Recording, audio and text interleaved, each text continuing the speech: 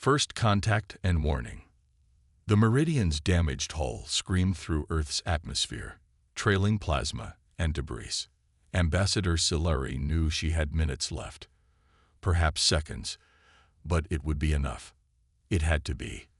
Behind her, the Dominion's pursuit ships hung in high orbit, their sleek forms barely visible against the star-filled sky. They wouldn't follow. They never did. The Dominion preferred to let their quarry crash and burn, assuming no warning could make a difference. That assumption would be their undoing. The ship plowed into the Mongolian steppes, carving a half-mile trench through the earth, before coming to rest against an ancient granite outcropping. Silari dragged herself from the wreckage, her crystalline blood leaving a glittering trail in the dust. Her external respiratory chambers were failing, but her mission drove her forward. In the distance, she could already hear the approaching aircraft. Within 30 minutes, the site was surrounded by a joint Chinese-Russian response team. Dr. Sarah Chen, Earth's leading xenobiologist, approached the dying alien with a mixture of wonder and professional focus. "Can you understand us?" she asked, her translator device ready. Silari's translator crystal pulsed weakly.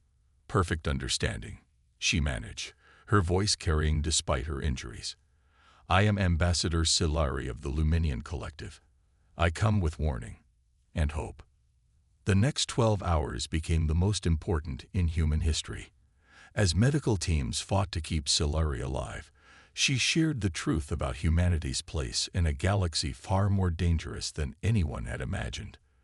The Dominion, she explained, was an ancient civilization that had appointed itself the galaxy's gardener, systematically eliminating any younger species that showed too much promise or progress. They believed themselves merciful, Silari explained, her luminescent eyes dimming. They consider it kinder to eliminate species before they can develop enough to truly suffer defeat. Your world has drawn their attention. Your rapid advancement, your military innovations, your expansion into space, all of it marks you for destruction. But the Luminian Collective had been busy. For centuries, they had seeded protected worlds with cache technology and knowledge, preparing them for the day the Dominion would come. Earth had dozens of such caches, hidden in places the Dominion would never think to look. In the deepest ocean trenches, Silari said, her voice growing weaker. Beneath the polar ice, inside the magma chambers of dormant volcanoes, my people left you everything you'll need. Quantum shields, gravity drives, displacement fields, but most importantly, she pressed a crystal matrix into Dr. Chen's hands. "We left you time." "Time?" General Zhang asked, stepping forward. "The Dominion's arrogance is their weakness. They will send scouts first, looking for signs of advanced technology. Finding none, they will approach slowly, methodically, following their ancient protocols. They expect no resistance, no surprises." A small smile crossed Silari's alien features. "You have 3 years. Use them wisely." As Silari's life ebbed away, she shared one final insight. "Your species is unique in our experience. Other worlds we warned either panicked and revealed themselves, or denied the threat until it was too late. But your history is written in adaptation and defiance. The Dominion believes they have seen every possible response to their arrival. Show them how wrong they are." With her warning delivered, Silari passed away, leaving humanity with both a terrible burden and an unprecedented opportunity. In secure facilities around the globe, leaders and scientists pored over the crystal matrix's contents, discovering not only the cache locations but detailed files on Dominion tactics, technology, and vulnerabilities. Within 24 hours, the Security Council had convened in secret. Within a week, the Earth Defense Initiative was born. And in labs and bases hidden from prying eyes, humanity began its greatest deception, appearing to advance normally while secretly preparing for a war unlike any in human history. The silent preparation. Impressive how normal everything looks, Dr. Chen mused, watching a conventional rocket launch from her office window at the Lunar Development Center. Outside, The moon's surface buzzed with what appeared to be standard mining operations and early colonization efforts. In reality, each crater and cavern below housed components of humanity's greatest secret. 3 years had passed since Ambassador Celery's warning. While the public saw business as usual, countries squabbling over resources, corporations competing for markets, space programs taking modest steps forward, an unprecedented shadow effort had transformed humanity's capabilities. The first cage had been found exactly where Celery said it would be, 12 kilometers beneath the Pacific Ocean, in a section of the Mariana Trench that defied sonar mapping. Dr. Chen had been there when they opened it, watching in awe as ancient machinery awakened, presenting humanity with its first quantum shield generator. The beauty of it, she explained to General Zhang during one of their weekly briefings, is how the technology interfaces with human innovation. It's as if the Luminians designed everything to work with our existing infrastructure, our way of thinking. They didn't just give us fish. They taught us how to fish in ways we never imagined possible. The general nodded, studying a holographic display of Earth's hidden defenses. And the Dominion suspects nothing. Their long-range probes pass through regularly, Chen replied. They see exactly what we want them to see. A young species still struggling with chemical rockets and basic satellites. The quantum camouflage fields are performing perfectly. Deep beneath the lunar surface, in vast chambers carved by hybrid human-Luminian mining technology, humanity's real space fleet took shape. The ships looked nothing like traditional science fiction designs. They were asymmetrical, organic, almost predatory in appearance, a fusion of human military thinking and alien technology that created something entirely new. Commander Elena Santos stood on the bridge of the flagship, christened the Deception, running combat drills with her crew. The ship's neural interface, a technology reverse-engineered from Luminian designs, let her feel every system, every weapon, as if they were extensions of her own body. The key, she told her crew, is understanding how the Dominion thinks. They've spent millennia executing the same basic strategy. Their ships are powerful but predictable. Their tactics are refined but rigid. They expect compliance or futile resistance, nothing in between. In labs across the globe, scientists work to improve upon the gifted technology. The quantum shields became quantum phase shields, capable of not just blocking attacks, but redirecting their energy. The gravity drives were modified to create localized space-time distortions, allowing for maneuvers that defied conventional physics. But humanity's greatest innovation came from an unexpected source: video game designers. The Earth Defense Initiative had quietly recruited top gaming studios, using their expertise in strategy and unpredictability to develop combat algorithms that no alien civilization would expect.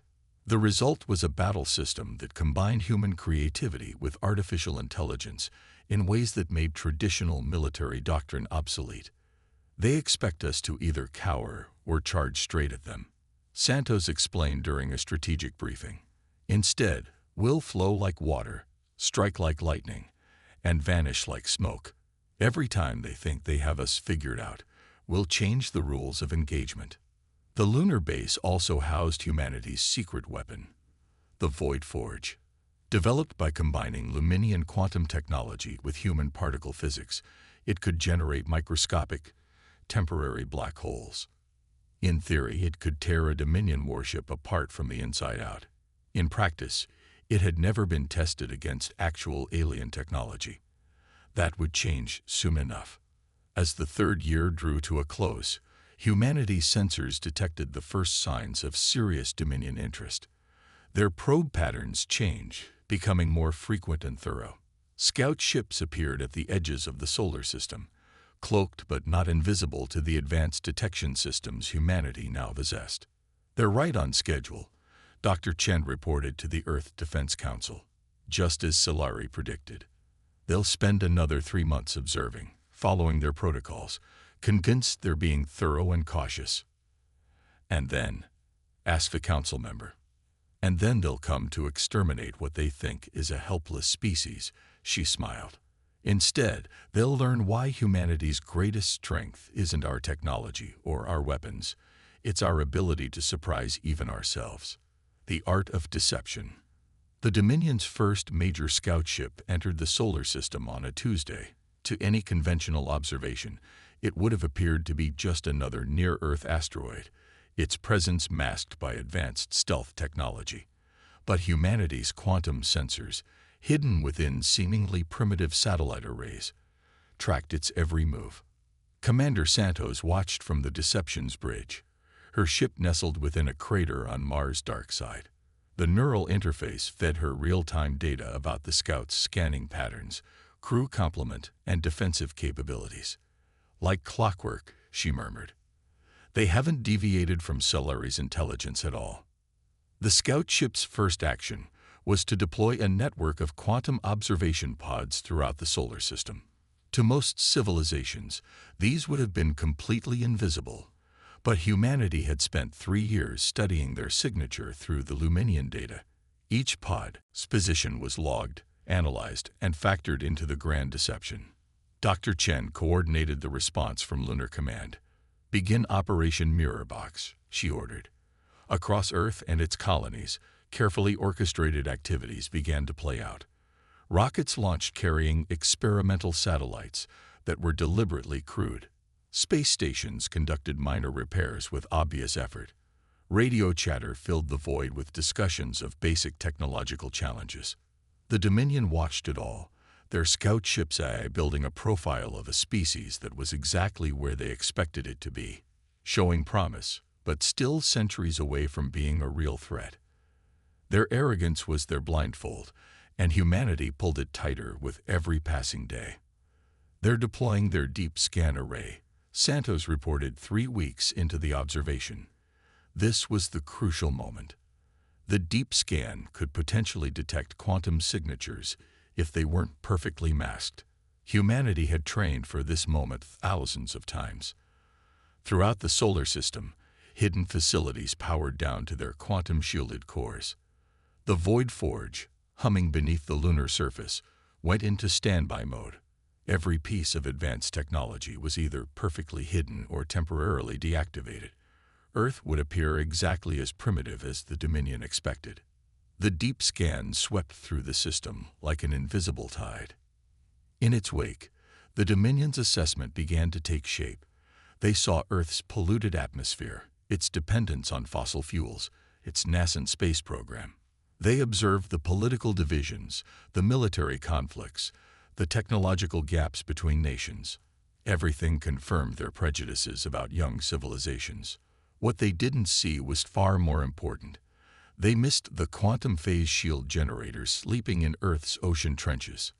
They failed to detect the gravity drive signatures masked by the Moon's natural magnetic field. Most crucially, they never noticed the fleet of advanced warships hidden throughout the system, waiting in plain sight disguised as asteroids, space debris, and abandoned satellites. The deception extended to every level.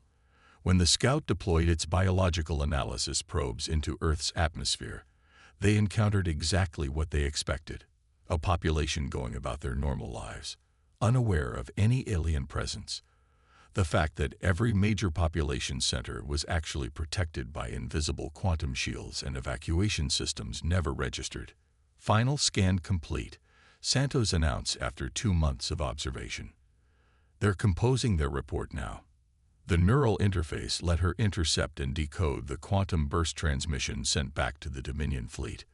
The translation appeared on her neural display. ASSESSNENT. Species 7249b human. Technology level: pre-quantum. Chemical propulsion. Primitive AI. Military capability: regional conflicts only, no unified defense. Space presence: early colonization phase, minimal infrastructure. Threat assessment: moderate, projected to achieve quantum technology within 300 cycles. Recommendation: standard cleansing protocol authorized. No special measures required. They took the bait, Dr. Chen confirmed from Lunar Command. Every assumption, every observation, exactly matches what Siluri predicted. They see us exactly as they want to see us. The scout ship departed as quietly as it had arrived, its mission complete. In its wake, humanity's hidden fleet began to power up their systems. The Void Forge hummed back to life. 3 years of preparation were about to be put to the test. They'll be back in force within a month, Santos told her crew.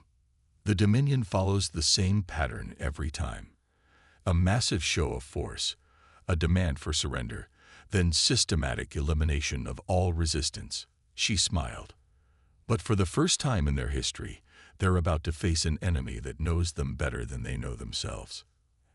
As she spoke, quantum communications rippled through the solar system's hidden defense network. Every ship, every weapon, every shield generator stood ready. Humanity had spent 3 years not just preparing their technology, but their minds. They had studied every Dominion tactic, every strategy, every response to resistance, and they had prepared counters that the Dominion would never expect. Send the final alert to all commands, Santos ordered. The real test begins soon. Humanity strikes back. The Dominion arrived with the dawn. 500 ships emerged from quantum space in perfect formation, their black hulls absorbing starlight like wounds in reality. Leading them was the Inevitability, a dreadnought-class vessel that had overseen the extinction of 37 civilizations. Supreme Commander Vex stood on his command deck, watching the blue planet grow larger on his display. His species had long since evolved beyond the need for chairs or physical controls. Neural interfaces managed everything. The irony that humanity had secretly achieved similar technology was lost on him. Begin the standard protocol, he ordered. Show them our full strength. Let them know the futility of resistance. The Dominion fleet spread out in their usual attack pattern, a hemisphere of overwhelming force positioned to strike every major population center simultaneously. Their sensors showed Earth's primitive defense satellites tracking them, picked up the panicked radio transmissions from various military commands, and detected the scrambling of woefully inadequate fighter jets. Everything was proceeding exactly as it had countless times before. Attention, species designation 7249b. Vex broadcasted on all frequencies.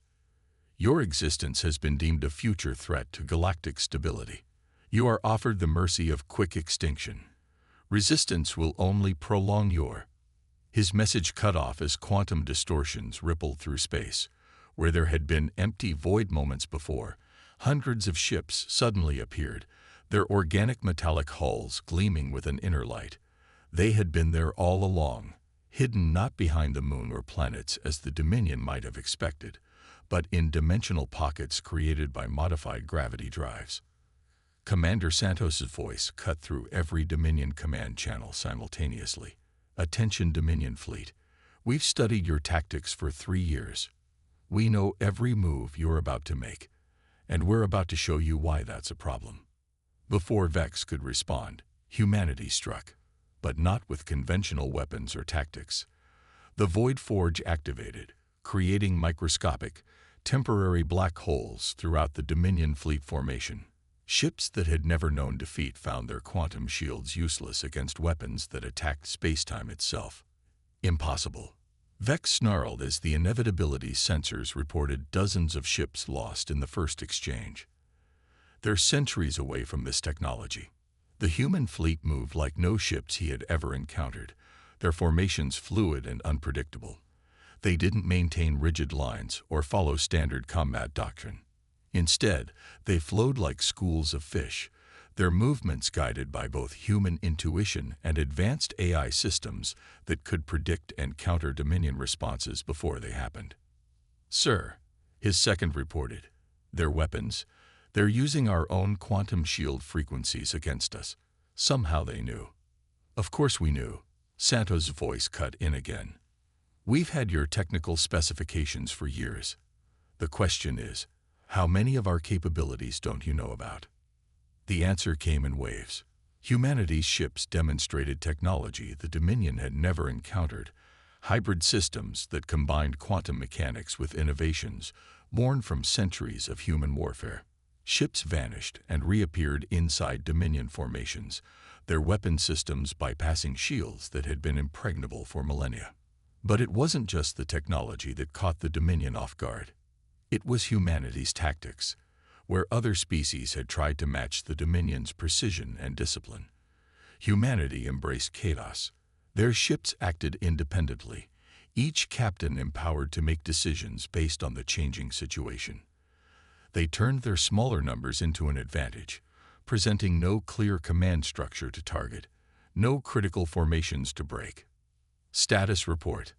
Vex demanded as another wave of human ships emerged from seemingly nowhere. "We've lost 40% of the fleet," his second answered, shock evident in his neural patterns. "Their weapons, they're not trying to destroy us outright. They're hurting us, forcing us into." The trap closed. The Dominion fleet found itself caught in a web of overlapping gravity fields, their quantum drives unable to function. In the space around them, dozens of void-forged singularities bloomed like black flowers. "You should have heeded Celery's warning," Santos transmitted. "Humanity isn't just another young species for you to cull. We're the ones who learned from every war, every conflict, every battle in our history. And now we're going to teach you something about underestimating your opponents." The battle that followed would be studied for centuries to come. The mighty Dominion fleet, undefeated for millennia, found itself systematically dismantled by a species they had dismissed as primitive. Their rigid tactics, unchanged for generations, proved useless against an enemy that rewrote the rules of engagement with every passing moment. A new dawn. Supreme Commander Vex stood in the austere chamber of the Earth Defense Council, his neural interfaces disabled, his fleet destroyed or captured. Through the chamber's windows, he could see Earth's true face at last, a world that had completely outmaneuvered his civilization's millennium-old protocols. "You understand now," Dr. Chen said, not as a question but as a statement. "Why Celari chose us. Why the Luminians spent centuries preparing for this moment." The remaining Dominion ships hung in orbit, surrounded by humanity's fleet. The Void Forge had been deactivated, its work complete. In the end, humanity had destroyed only what was necessary, capturing the rest. Knowledge, after all, was power, and the Dominion's ships contained centuries of technological advancement that could be studied and adapted. "Impossible," Vex whispered, an unfamiliar sensation coursing through him. Later, he would recognize it as humility. "We were perfect. Our protocols, our methods, they never failed." Commander Santos stepped forward, her neural interface glowing softly. "That was your mistake. Perfect systems don't evolve. Perfect civilizations don't adapt. You spent so long being the gardeners of the galaxy that you forgot what it means to grow." The aftermath of the battle rippled across the galaxy. The quantum communications network, hidden for so long, now carried a different kind of message, not of destruction or submission, but of liberation. Humanity broadcast the truth to every world under Dominion surveillance. The coordinates of Luminian catches, the weaknesses in Dominion tactics, the proof that resistance was not only possible but successful. "We're not interested in revenge," Dr. Chen explained to the Council as they debated the post-war response. "The Dominion's fall shouldn't create a power vacuum. It should create an opportunity." Within months, other species began to emerge from hiding, revealing their own secret preparations. The Luminians had been busy, it seemed, seeding hope throughout the galaxy. But it was humanity's victory that provided the spark, proving that the Dominion's perfect system had fatal flaws. Commander Santos found herself leading a different kind of fleet now. Instead of warships, she commanded missions of diplomacy and aid, helping other civilizations recover their independence. The deception, once a weapon of war, became a symbol of transformation. "The interesting thing about humanity," she told a gathering of allied species, "is that we've never achieved perfection. Every time we think we've mastered something, we discover new questions, new challenges, new ways to improve. That's not our weakness, it's our strength." The Dominion's vast archives, now open to study, revealed the tragic irony of their mission. They had begun as protectors, genuinely believing that controlling the galaxy's development would prevent devastating wars. Over time, that noble goal had calcified into rigid doctrine, their fear of chaos becoming a chain that bound their own evolution. Humanity proposed a different model. The Earth Defense Initiative evolved into the Galactic Development Council, with a radical new approach. Instead of suppressing advancing civilizations, they would support them. Knowledge would be shared, not hoarded. Innovation would be encouraged, not feared.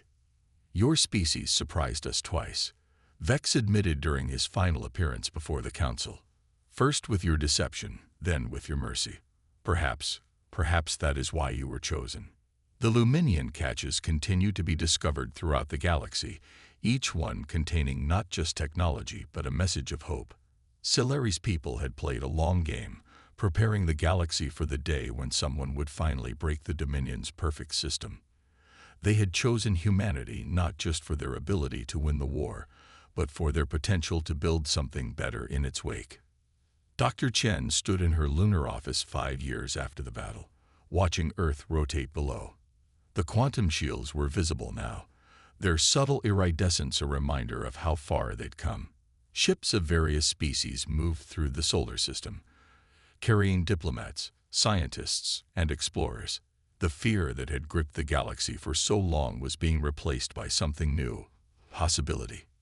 We never wanted to rule, she reflected, speaking to a visiting Luminian delegation. We just wanted to show the galaxy that there's always another way. That perfection isn't the goal, growth is.